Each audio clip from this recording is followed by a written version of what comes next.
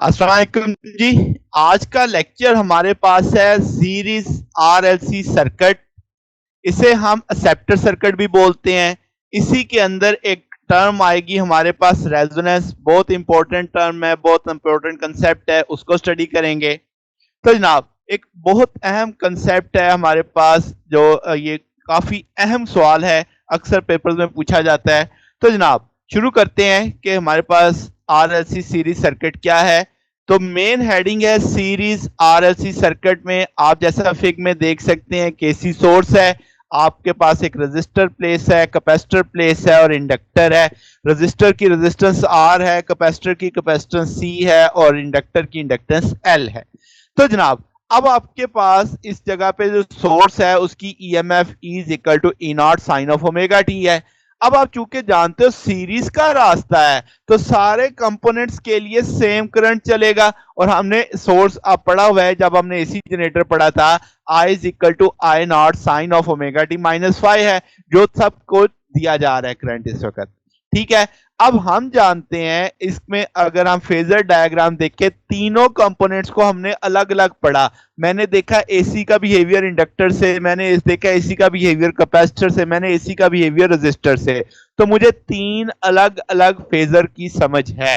तो अब चूंकि मामला तो ये हो गया कि तीनों इकट्ठे हो गए, तो मुझे अब बुनियादी तौर पे इन तीनों को एक ही जगह पे बना के समझना है।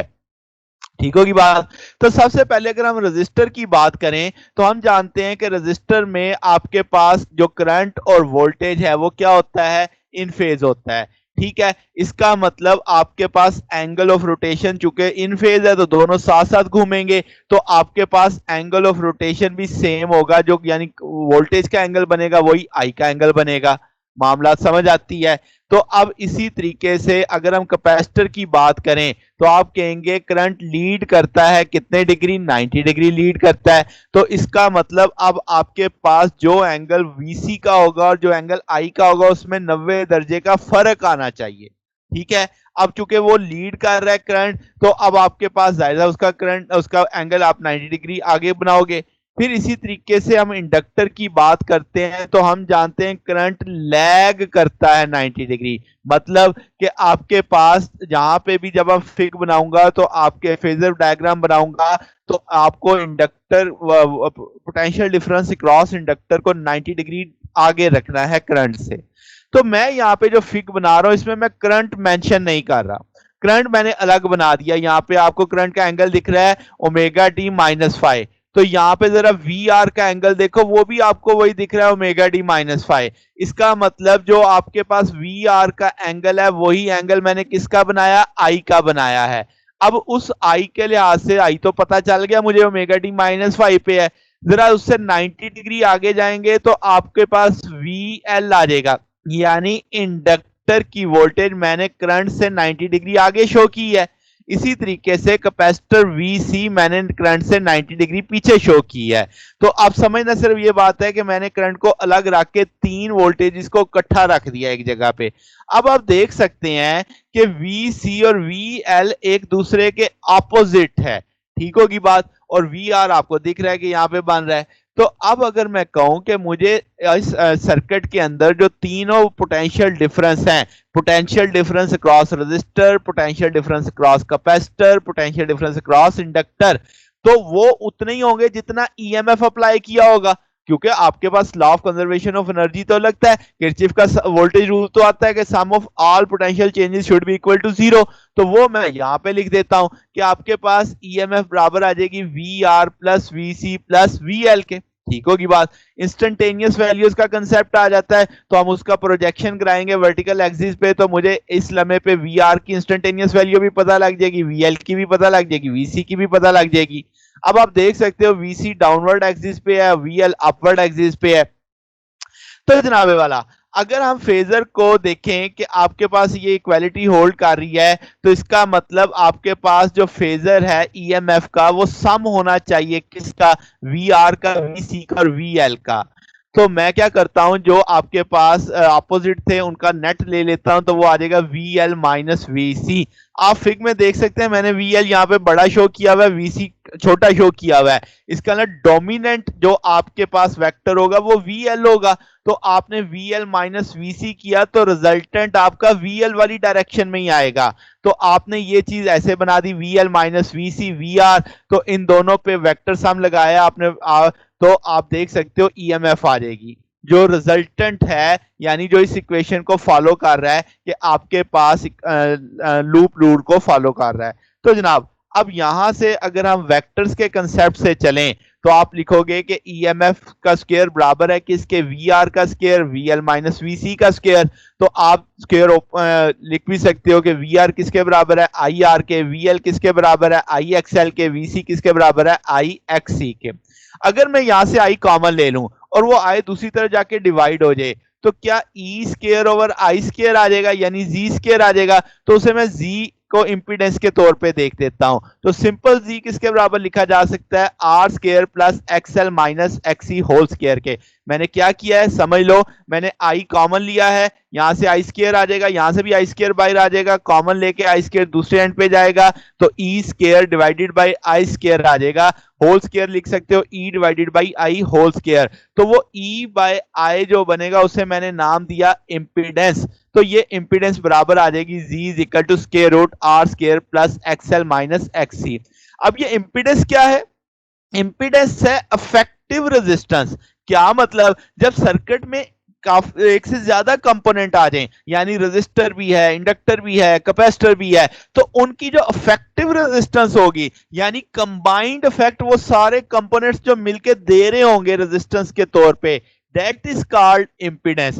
तो बात समझ आई। तो आपके पास ये डेफिनेशन बन गई कि इफेक्टिव रेजिस्टेंस ऑफ कंपोनेंट्स जो अल्टरनेटिंग करंट के साथ आ रहे हैं उनका जो कंबाइंड इफेक्ट होगा ओमिक रेजिस्टेंस प्लस रिएक्टेंस का, वो इंपीडेंस कहलाने वाला है। ठीक होगी बात। अब यहां से अब मुझे Z भी पता है यानी इफेक्टिव रेजिस्टेंस जो हमारे सर्किट में चल रही है वो भी पता है, मुझे EMF भी पता है। तो क्या मैं करंट निकाल सकता हूं ओहम लॉ का कंसेप्ट कि I बराबर आ जाएगा E ओवर Z के। E की वैल्यू भी मालूम है, Z की वैल्यू भी मालूम है, वो प्लेस कर दी मैंने यहाँ पे। तो यहां से मैं जानता हूं XL बराबर है ओमेगा L के, XC बराबर है 1 ओवर ओमेगा C के। तो I का फार्मूला क्या बन जाएगा, EMF divided by square root R square plus omega L minus omega C square whole square आ जाएगा। अब इसका मतलब I डिपेंड कर रहा है किस पे, XL और XC के फर्क पे। अगर आपके पास ये बराबर हो गए, अगर इनमें कोई डिफरेंस ना हुआ तो इसका ना ये फैक्टर खत्म हो जाएगा, तो I की वैल्यू तो बढ़ जाएगी। तो इसका मतलब, अच्छा एक और चीज भी सोचो, XC बड़ा हो गया तो जवाब माइनस में आएगा मगर कोई फर्क नहीं पड़ेगा क्योंकि आपने तो स्क्वायर लेना है, तो नेगेटिव का स्क्वायर लेके वो क्या हो जाएगा, पॉजिटिव हो जाएगा। तो इसका मतलब XL भी बड़ा हो सकता है, XC भी बड़ा हो सकता है, हमें उससे कोई फर्क नहीं पड़ेगा करंट के ऊपर। ठीक होगी बात। तो ये अब आपने करंट का बुनियादी फार्मूला बना लिया जो RLC सीरीज सर्किट में अप्लाई होता है। अब यहां से जरा हम मुख्तलिफ वर्जन इसके डिस्कस करते हैं कि आपके पास फेज कांस्टेंट की बात कर लेते हैं। अब ये फाई आप देख सकते हो जो कि आप कह रहे हो tan फाई बराबर आ जाएगा VL ओवर VC। अब आप यहां से देख सकते हो परपेंडिकुलर ओवर हाइपोटेन्यूज, यहाँ पे VL माइनस VC परपेंडिकुलर का रोल प्ले करेगा, VR आपकी बेस का रोल प्ले करेगा, EMF आपके लिए हाइपोटेन्यूज है। तो tan फाई बराबर आ जाएगा VL minus VC over R। आप वैल्यू प्लेस कर दोगे IXL minus IXCI, I common लेंगे तो XL minus XC over R आ जाएगा। अब यहां से फेज जरा डिस्कस कर लेते हैं। अगर XL बड़ा होगा XC के, इसका मतलब इंडक्टिव जो आपके पास रिएक्टेंस है वो ज्यादा है कैपेसिटर वाली रिएक्टेंस से, तो जवाब पॉजिटिव में आ जाएगा, तो फाई आपका पॉजिटिव बनेगा। इसका मतलब ये है कि I रोटेट करेगा बिहाइंड द फेजर। क्यों? क्योंकि इंडक्टर लीड कर रहा है ना, इंडक्टिव डोमिनेंट है, और इंडक्टिव जब हम देखते हैं डोमिनेंट होगा तो EMF जो पोटेंशियल डिफरेंस है वो लीड करेगा करंट से। ठीक हो गया। आपको आपको पूछे कितना लीड करेगा, आप बोलोगे फाई लीड करेगा क्योंकि इस वक्त फाई आ रहा है आपके पास।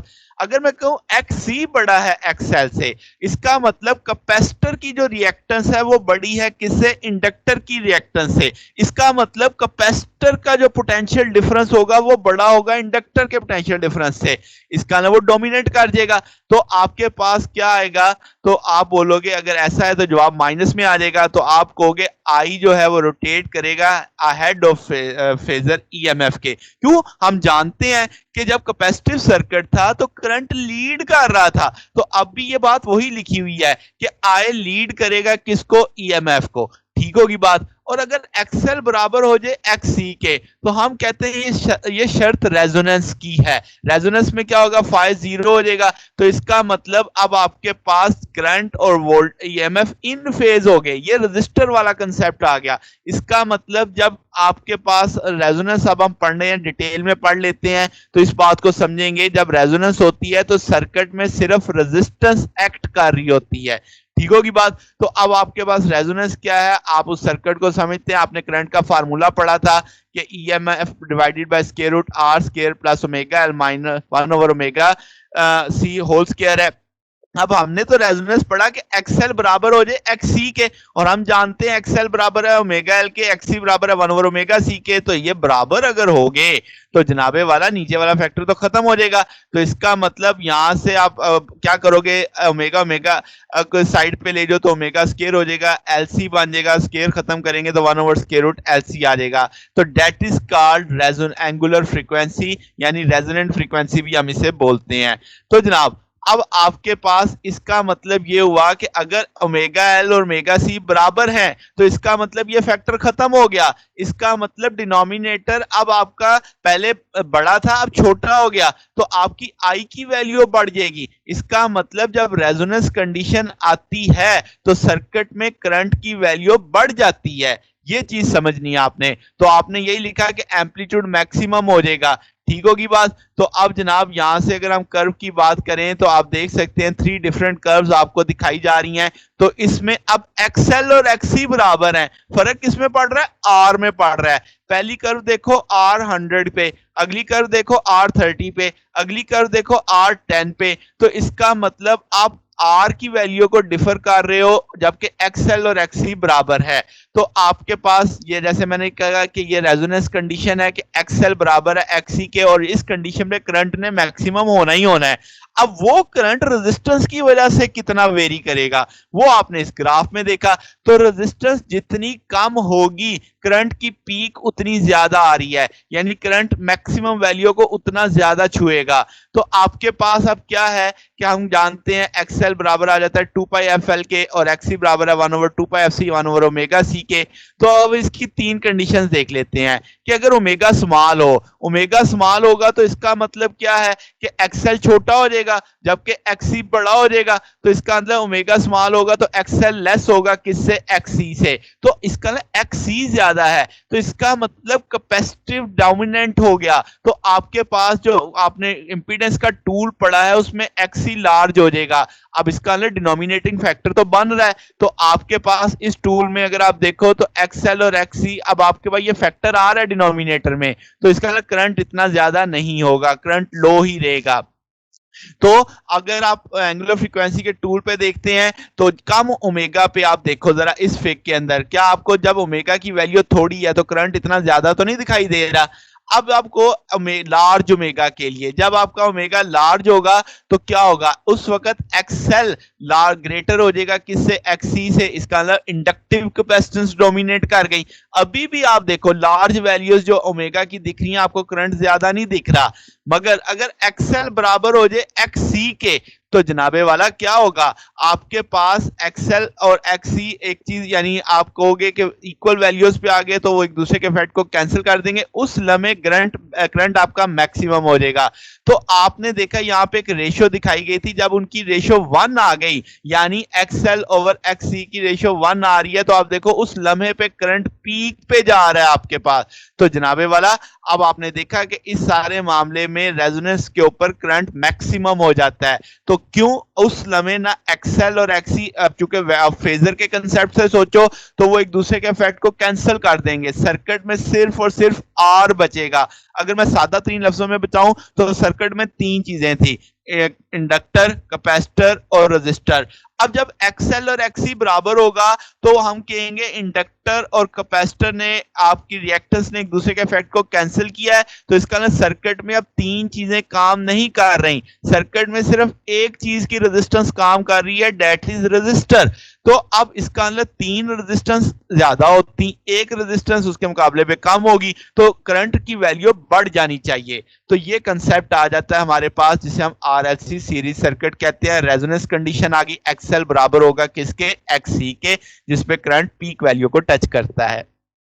तो जनाब ये आपका टॉपिक था RLC सीरीज। हमने सर्किट देखा, हमने उसमें फेजर डायग्राम की मदद से तीनों वोल्टेजेस को सॉल्यूशन देखा, फिर हमने उसमें से इंपीडेंस का कंसेप्ट समझा, फिर हमने उसमें करंट की वैल्यू देखी, फिर हमने फेज को कंसेप्ट देखा, फिर रेजोनेंस की कंडीशन देखी, रेजोनेंस पे आपने रेजोनेंस कर्व को समझा, XL और XC को बराबर करके हमने देखा कि क्या होता है अगर XL बड़ा होगा तब भी क्या होगा, XC बड़ा होगा तब भी क्या होगा। ये सारे क्वेश्चन हमने आज इसमें एड्रेस किए हैं। तो जनाब आज का टॉपिक बस इतना ही था। अगर आपको इसमें कोई डाउट हो, कोई बात पूछनी हो तो आप कमेंट्स में पूछ सकते हैं। वीडियो अच्छी लगी हो तो वीडियो को लाइक कीजिएगा, दोस्तों के साथ शेयर कीजिएगा और चैनल को भी सब्सक्राइब कर दीजिएगा। आज के लिए बस इतना ही, बाकी इंशाल्लाह फिर नेक्स्ट देखेंगे। ओके, अल्लाह हाफिज।